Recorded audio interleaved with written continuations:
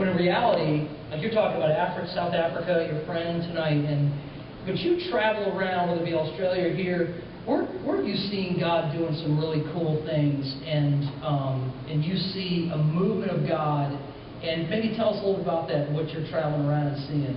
Sure. Unfortunately, I haven't traveled to a lot of the places where I think a lot of the really great movement is happening right now. Yeah.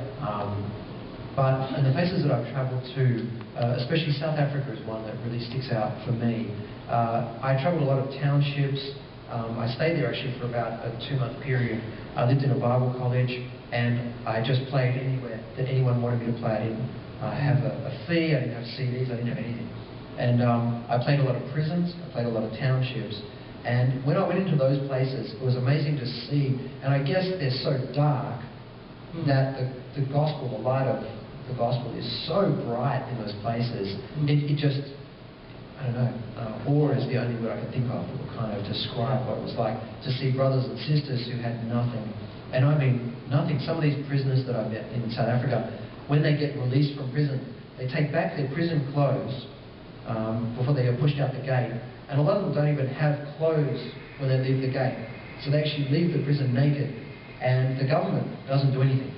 There's no kind of halfway home or let's get you plugged back into society. If you don't have any relations on the outside, you're on your own. And these guys would come up to me and they would tell me about how much they love Jesus and what he means to them. I met one guy who had been in a prison fire in the kitchen, and he had had most of his face burnt off. His nose and his ears were missing, and his lips and his fingers had been burnt off. And it was atrocious.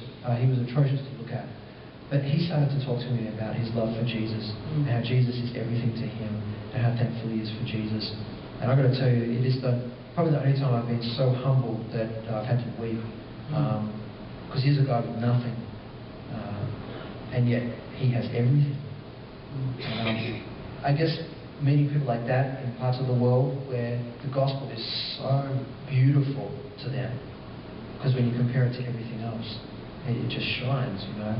And it makes me a bit bummed out for America, and it makes me bummed out for Australia, because we have so much, you know, and we associate so much other stuff with being a Christian, that oftentimes the beauty of the gospel, the beauty of Jesus, kind of just loses its shimmer a little bit. We can look elsewhere and see something that we can perceive to be just as good. And in Australia, that's led to like 3% of people go to church on a Sunday morning. That's what our average is.